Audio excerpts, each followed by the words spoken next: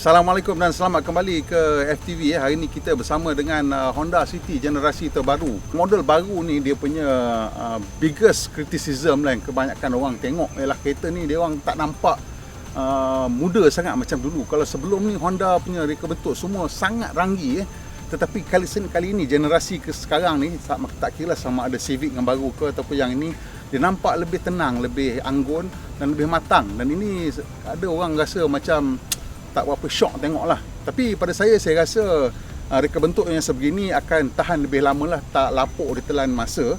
Dan oleh sebab itu saya rasa kenapa Honda mengubah gaya reka bentuk dia untuk menjadikan kereta Honda City ni lebih sesuai dengan lebih ramai orang, bukan hanya untuk orang yang berjiwa muda sahaja.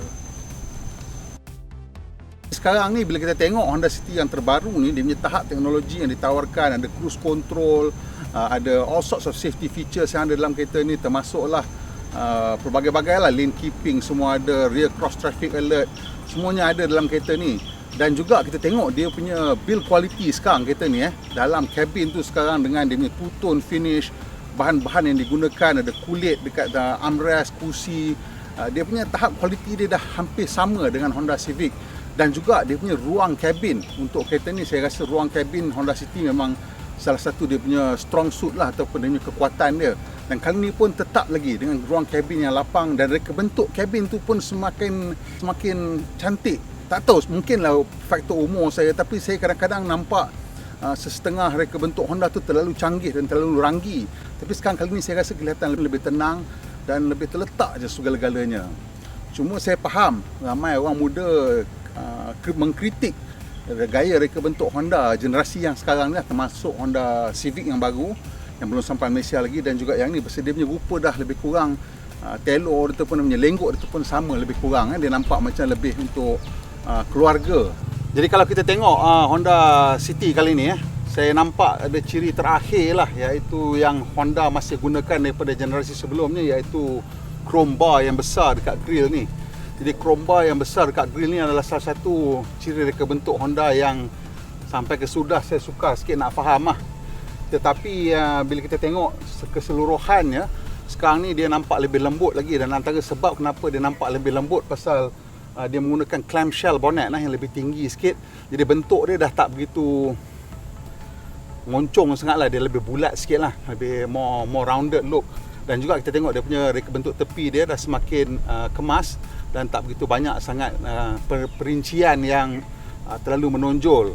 Jadi ini secara keseluruhannya menjadikan kereta ni kelihatan lebih koheren dan kohesif, dan itulah salah satu antara sebab kenapa ianya akan kelihatan lebih evergreen. Juga lampu belakang tu saya rasa satu ciri yang sangat penting, kerana sekarang dia panjang Jadi kereta-kereta yang dengan lampu belakang dia panjang ni, dia kelihatan lebih mewah daripada kereta-kereta yang lampu belakang tu macam kecil ataupun vertical.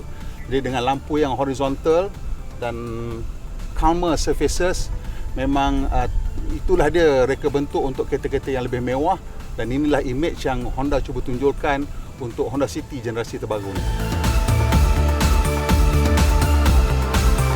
Jadi yang Honda City baru ni dia tak ada power tailgate, kereta biasa kan mana ada power tailgate. Tapi kita tengok dalam kemasan dia memang berbalut elok lah, semua ada insulation.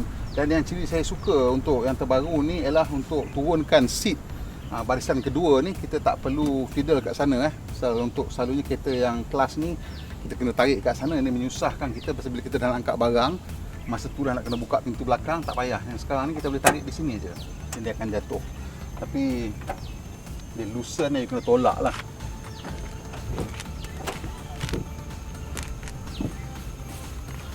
Sekarang ni kalau awak tengok, saya tak dapat turunkan habis pasal ada barang kat barisan kedua tu. Tapi dia boleh turun mendata, cuma dia ada macam tingkat sikit lah kat situ. Bila ada tingkat tu kita kena angkatkanlah barang, dia tak boleh segelongsor terus ke dalam sana lah. Situ sikit dia punya kekurangan dia kat situ. Tapi saya nampak ada macam metal bar kat bawah tu Saya rasa mungkin itu benda structural lah yang nak menguatkan body kereta, nak mengukuhkannya dan untuk menjadikan chassis lebih rigid lah.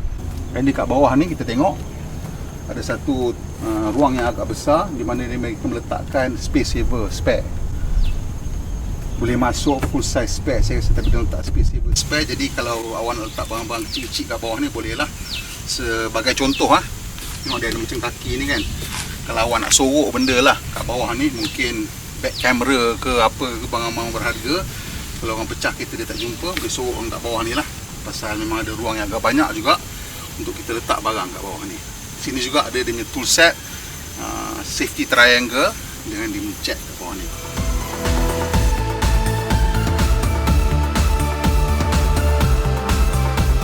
Jadi reka bentuk terbaru City ni dia lebih kemas lah, disebabkan banyak fungsi mungkin telah diubahkan masuk ke dalam skrin sesentuh ni lah. Jadi dengan sekarang reka bentuk sekarang memang banyaknya dominasi oleh skrin sesentuh ni. Tapi kita depan kita ni kita nampak dia punya meter masih lagi menggunakan meter dial konvensional dengan ada satu multi information display dekat tengah-tengah antara dua meter tu. Tempat butang start engine dia dekat sebelah kanan ni warna hitam sekarang kan. Dia dah tak ada macam dulu kan ada warna merah kemasan semua, sekarang tak ada, dah warna hitam saja. Dan steering kita baru ni pun nampaknya lebih kemas lagi sikit. Still masih lagi typical Honda punya 3-spoke design. Dan macam biasa steering boss makin kecil lah. Sebelah kanan ialah kawalan untuk cruise control, sebelah kiri untuk entertainment. Ada satu butang kat sini untuk trip meter punya switch untuk alternate kan, dan juga untuk lampu terang dan malapkan dia punya meter cluster. Di tengah-tengah ni kita didominasi dengan skrin besar ni, dan ni ialah kawalan pengawal dingin di mana ada auto function so dia single zone climate control dengan kita ada the rest of the function kat sini lah. Dan kat bawah ni pula ialah ada dua USB punya outlet, satu untuk sambung kepada head unit dan satu lagi untuk charging. Di sini juga ada 12 volt punya outlet, dan sebelah sini ada lampu amaran untuk tali pinggang kereta penumpang belakang. Jadi kalau dia orang tak pakai, kita akan nampak di sini nyala. Pelik sikit lah dia letak kat bawah ni, tapi saya kira benda tu you tengok sekali je kot, jangan-jangan tengok. Kalau dia kat atas ni mungkin satu tak cantik lah, dan tapi dia menarik perhatian lah. Saya tak faham kenapa dia letak kat bawah ni. Saya rasa ni sebab estetik lah, pasal tak nak bagi nampak cluttered kalau kat atas kan. Dan ni tengah-tengah ni ada cup holder. Kat sini ada kat pintu ialah tempat botol, dan boleh masuk botol tetap besar 1.5 liter boleh masuk kat sini.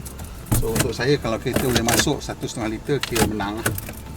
Di kat sini ialah ada ikon button, dan ini ialah dia punya gear shift lah. Dia pakai CVT dan tak ada manual mode lah. Sini ada biasa je, tapi nak control manual mode boleh sebenarnya masuk sports, dan control ada pedal shifter. So pedal shifter ni lebih senang lah daripada kita nak tolak manual kat sini kan. Tapi setengah orang dia suka manual, saya sebenarnya suka pedal shifter lagi. Dan untuk Honda ni dia datang dengan ada dash cam kat sini. Kalau yang variant RS dia akan ada kamera untuk dia punya adaptive cruise control, tapi ini bukan variant RS, so tak ada. Dan saya suka sekarang reka bentuk kabin baru ni pasal dia ada macam dua tone lah, dan dua tone dia tak begitu terang sangat. Kita tengok dekat sini ada kulit ataupun mungkin synthetic leather yang berwarna kelabu terang. Kontras dengan ni cantik saya suka, dia kontras sikit, tak terlalu terang. Setengah orang dia kalau macam warna terlalu terang pun pelik juga, tapi ni rasa warna dia lembut dan tak begitu kontras sangat. Dan kat sini pun ada, dan nampak ada stitching kat sini so nampak mahal lah, nampak elok. Kat sini pun ada lagi. Satu lagi dia ada sikit je tinggal lagi dia gunakan piano black kat sini ada sikit. Piano black ni saya kalau awak tahu memang tak berkenan sangat. Kat sini ada, dan kat sini ada sikit. Yang ini saya rasa lebih bermasalah daripada sini, besar habuk dekat sini, tapi okey lah, dah tak besar sangat. Dan sini ada dua slot untuk letak, saya kira boleh letak telefon lah, tapi tak tahu lah praktikal kita letak telefon kat sini. Saya pun tak tahu apa sebenarnya tujuan dia orang letak kat sini, tapi mungkin ada sikit ruang, cubalah nak gunakan juga. Dan sini ada satu ruang yang agak sederhana lah, boleh masuk kalau kamera kecil boleh masuk. Mungkin nak letak power bank lah, kalau power bank tu tak panjang jenis gemuk, ada kontok boleh masuk dalam ni. Dan mungkin barang-barang kecil, coin pouch ke wallet ke boleh simpan dalam tu lah. Satu lagi kita tengok dia punya reka bentuk kabin ni, walaupun dia tak flashy dia ada sikit lah kemasan-kemasan yang bagikannya nampak macam sedikit mewah lah. Sebagai contoh, dia letak chrome surround kat semua the aircon vent, dan dia punya build quality dia cantik lah, kemasan dia halus lah, dia punya kerja tangan dia tu. So the whole thing tu nampak it's more understated.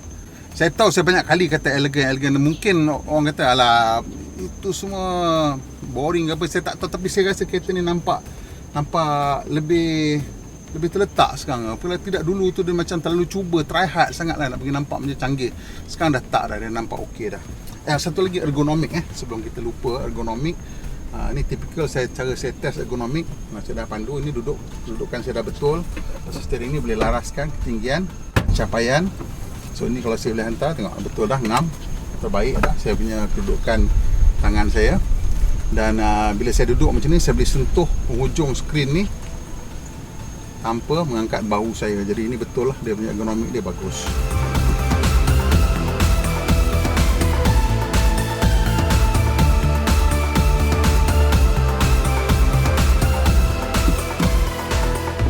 Okay, ni kita dah start up.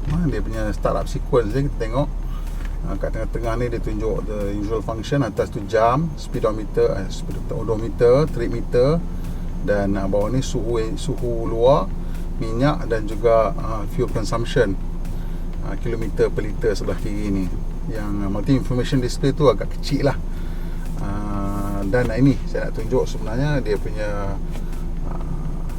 information entertainment system dia. So entertainment system dia ni, dia punya home screen dia. Ni dia akan tarik keluar sikit, ni dia tunjuk apa sound ataupun audio yang kita simpan kat sini lah. So dia punya function tu di sini je, tak ada banyak sangat pun. Ni dah audio home. So dia ada radio, USB, iPod, tak ada sekarang, tak sambung. Ada Bluetooth, ni of course phone. Ada apps, tapi apps tu dia kena datang daripada telefon kita. So tak ada lah. Jadi ni pula kita tengok, boleh nak setting sikit-sikit lah untuk language, Bluetooth, audio, display, clock, macam tu lah. Display tu nak kawal dia punya benda-benda macam tu lah. Paper tema dia, boleh pilih red ke green, blue. Kita tubah sikit je red, pernah nak rasa-rasa macam Civic Type R sikit, boleh pasang merah kan.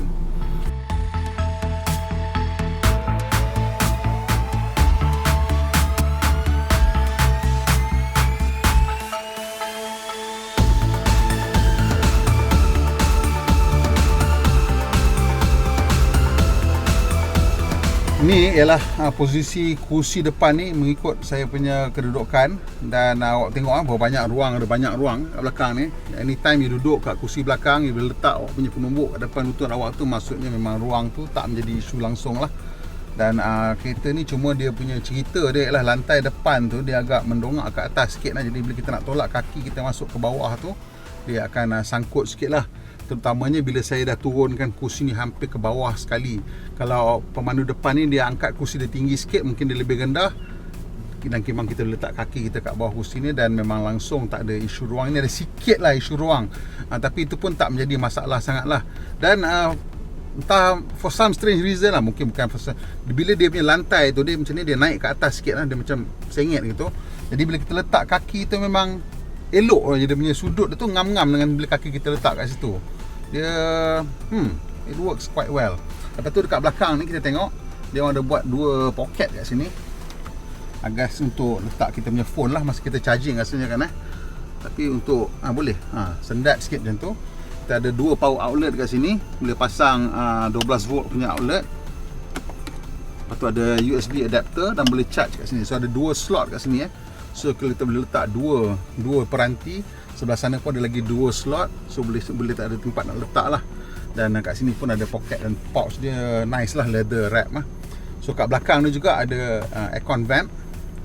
Aircon vent ni cuma tak boleh control dia punya speed lah, tapi ada aircon vent lah, dan ada kemasan macam warna logam sikit, dia nampak cantik. Jadi kat belakang pun kita tengok sama, dia ada kemasan berwarna macam logam sikit. Dan ada tweeter di depan belakang ada tweeter. Ini menghasilkan kualiti bunyi yang agak bagus untuk mereka-mereka yang suka nak dengar lagu lah semasa memandu. Dan juga ada tempat letak tangan lah. So armrest ni memang bagus untuk perjalanan jauh. Dan ada juga tempat letak minuman lah. Di sini juga ada tempat letak botol. Saya rasa ni boleh masuk botol 1 liter boleh. Botol 1.5 liter yang besar tu saya rasa sendat dah. Kalau nak masuk, nak paksa masuk boleh jugalah. Komen saya tentang armrest ni, dia punya kedudukan dia tak sama tinggi dengan yang sebelah kanan So kita duduk sengit sikit lah. So setengah orang tak kisah, tapi kalau nak lebih selesa, dia tinggi sikit, lebih ngamah. Ni dia punya kalau nak bagi sama tinggi lah. Ruang kepala memang tak ada isu langsung dengan Honda City ni. So ada masih lagi 3 jari kat atas kepala saya. So memang tak ada isu lah. Dan di sini dia punya grip ni pun ataupun ada soft touch, ada spring loaded dan dampen. So all quite nice lah. Dan kualiti material dalam kereta ni, kulit dia nampak solid lah. Jahitan dia reka bentuk tight lah, very tight, very nice looking rear seats. Dan tak boleh nak komplain sangat lah. Kalau nak komplain ni lah, tapi kereta dalam kelas ni masih semua menggunakan plastik keras kat atas ni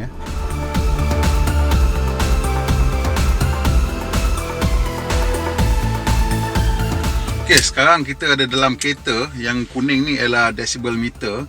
Saya nak tunjuk sound level pasal saya rasa kereta ni sekarang agak senyap So sekarang ni kita engine semua tak ada, mati.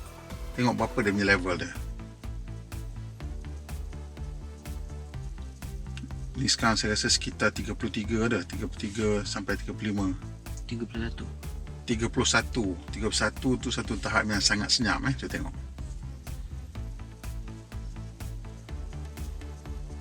Okay, sekarang saya nak hidupkan enjin saja.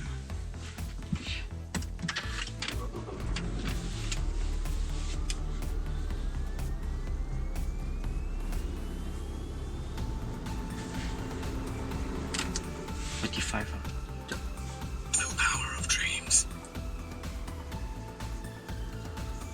32. Tak, 37. Okay, sekarang saya dah start enjin tapi aircon tak jalan. 37. Tadi 31, sekarang 37. Jadi bunyi enjin memang sikit sangat yang masuk dalam kabin. Sekarang saya nak on aircon pula.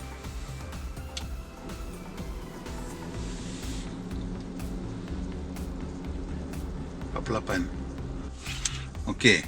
Jadi sekarang ni aircon dekat fan setting nombor 1 lebih kurang dalam 47, 48 macam tu decibel.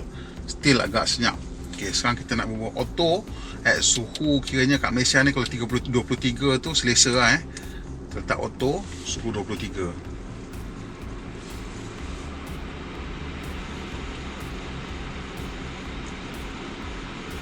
Berapa? 51.4.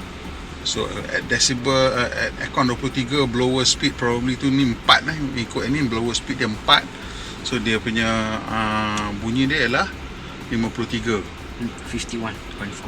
51, 52, 53 lebih kurang macam tu lah. So still agak senyap. Okay, sekarang ni kita nak bergerak pada kelajuan 30 km sejam, 50 km sejam dan 100 km sejam. Kita nak tengok bacaan macam mana lah. Dan you boleh tengok nanti kereta macam mana dia tahap ni.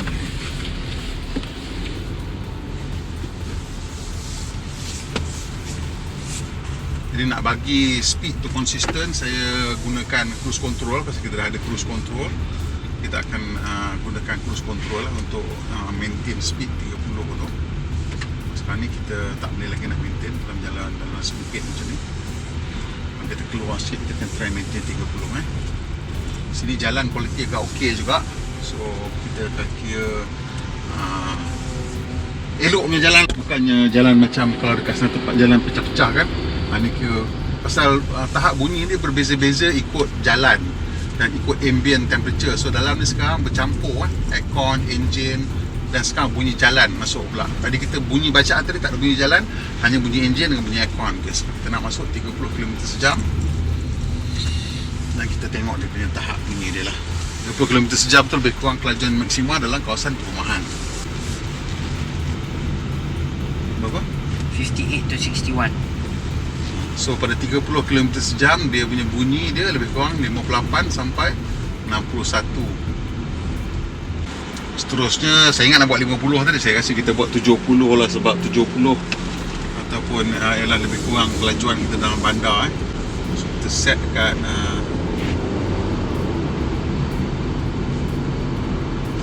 yalah, saya set juga 50 lah. Okay, ni 50 sekarang. Ni atas jalan ni, line kuning ni kita tak boleh nak buat bacaan lah. Ini agak bising sikit lah. Kita tunggu habis line kuning ni, kita tengok bacaan dia. Berapa line kuning? 72, 70. Ni 72, 73. So lebih kurang antara jalan pecah dan kuning tu lebih kurang 72, 73. Nah sekarang ni dah kita masuk jalan elok dah. Lebih kurang 50 km sejam. 64 to 71. Okay, sekarang sini 64 sampai 71. Still agak bagus So sekarang kita nak naikkan ke 90 km sejam.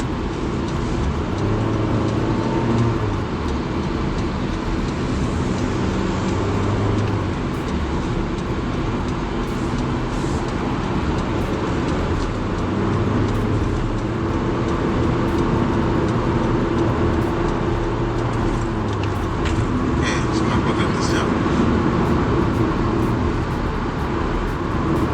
67 to 50, 71. 67 to 71 decibel Ni dalam keadaan jalan lebuh raya yang agak elok permukaan dia. 90 km sejam. Still quite good Sekarang ni RPM dalam 2000 RPM. Okay, kita try naikkan laju sikit lagi.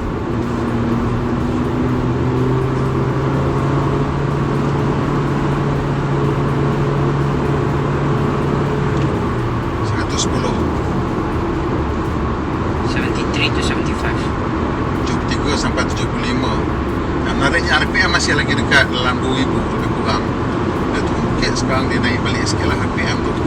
Di RPM dia dekat 100 km sejam ni saya rasa lebih kurang dalam 20 dalam 20,000 lebih sikit RPM lah. Sekarang kita akan try pusing balik, tengok dia punya keadaan dia macam mana RPM dia. Sekarang kita posting mode lah, turun bukit kita nak slow down. Tengok apa dia yang bunyi.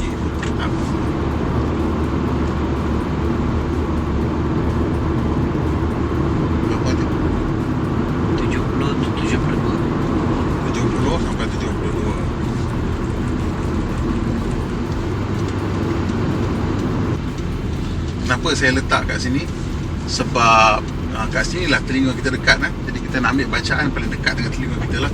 Kalau awak tengok, kita sebelum ni pernah buat ujian bunyi dengan ada satu research house. Memang dia orang punya mikrofon dekat dengan sini lah. In fact dia orang pakai, kita pakai macam headphone, tapi headphone tu ada mikrofon kat situ.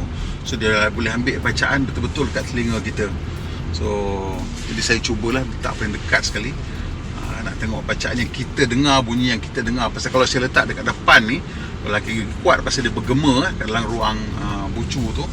Jadi kat sinilah dia punya macam mana pembuat kereta dia pun ukur kat situ lah, bila dia ambil noise reading kereta dia orang masa proses pembangunan. Okay, sekarang kita dah masuk balik ke lebuh raya. Kita nak try, nak cuba kekalkan kelajuan 90. Kita tengok di dalam bandar selalu 80-90 lah. 90 km sejam. Ini naik bukit sikit. 71 to 75. 71 sampai 75.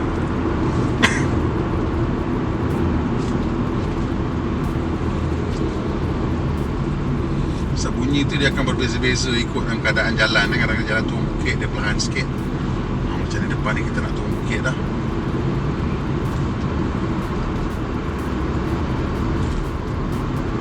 Berapa tahap bunyi dia? 66 to 70. Bila turun bukit je bunyi enjin tu dah kekurangan. Nampak lah beza dia. Dari segi pemanduan kereta ni, saya antara benda yang saya suka ialah dia punya steering ni ringan bila dalam bandar. Bila dia dalam kelajuan lebuh raya macam ni, dia adalah sikit rasa berat sikit.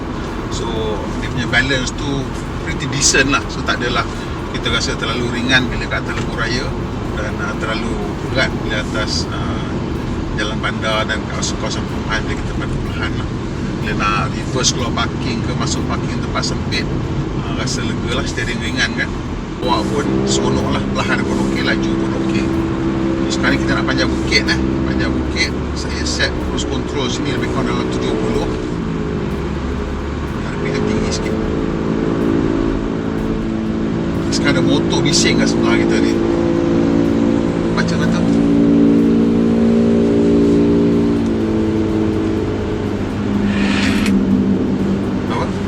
73.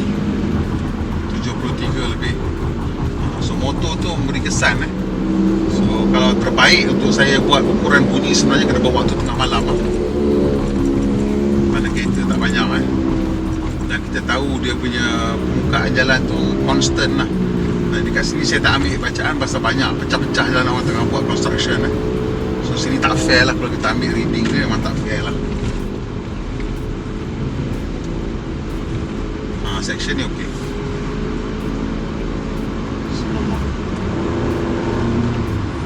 Saya tengok, saya nak rev sikit. Saya tengok mati ni.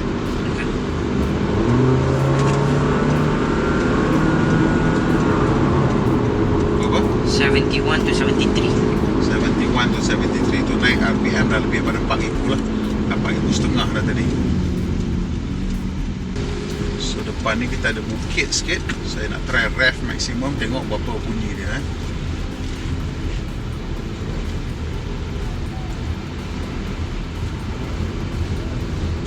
Okay. Ni nak baca.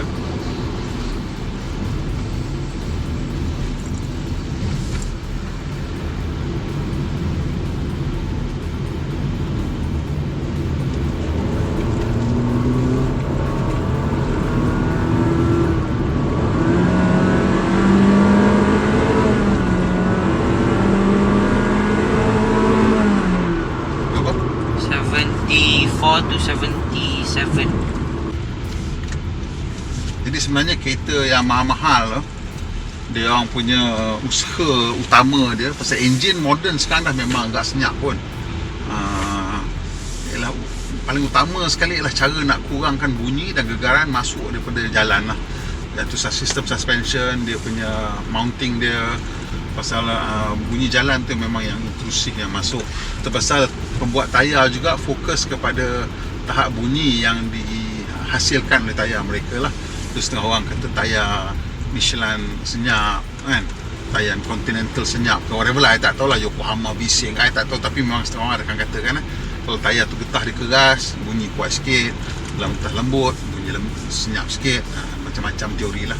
Tapi sebenarnya kalau kita dengar briefing daripada tayar manufacturer, benda yang paling penting sekali ialah bukannya outright noise tu, tapi resonance ataupun gema. Gema ni berlaku bila bunyi tu berulang pada satu natural frequency yang sama dengan benda-benda dalam kereta, dia akan jadi bergema lah. So dengan tayar tu sendiri boleh jadi bergema. So apa yang dia orang buat ialah sebenarnya kalau kita ukur bunga tayar tu tak ada yang sama saiz dia. Dia besar sikit, kecil-kecil, besar sikit, kecil-kecil. So dia ada macam yang cuba nak jadikan random lah saiz bunga tu. So daripada one from the next one lah. So dia tak ada frekuensi tu tak berulang Dan bila dia berulang takut dia jadi resonating. Itu dia lah cerita sejak pasal bunyi.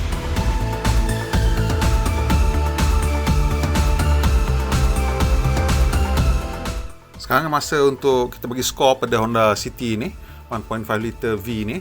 Untuk reka bentuk loran saya bagi dia 7.0/10. Dia evergreen tapi mungkin tak begitu menonjol. Reka bentuk cabin lebih berjaya kerana praktikal dan saya rasa lebih cantik, ni 8.10. Segi practicality juga cabin ini dengan dia punya layout boot semua menang lah, pasal menawarkan ruang dan keselesaan dan practicality, dan juga boot juga agak besar Jadi nilai untuk wang anda kereta ni 7.5/10. Dan secara keseluruhannya ini adalah 7.6/10. Ini bermakna kereta ni berada di tempat di mana apa yang kita berharap ada di situ, dan mungkin ada lebih sikit lah daripada apa yang kita harapkan. Okey, sampai situ saja kita punya review untuk Honda City 1.5 liter V ni. Kalau awak suka, tolong tekan butang like dan kongsikan dengan kawan-kawan, dan juga kalau boleh tekan butang subscribe. Dah subscribe, tekan butang loceng supaya dapat makluman terkini bila kita mau naik video terbaru. Pemandu Malaysia, pemandu yang berhemah. Kita jumpa lagi insya-Allah.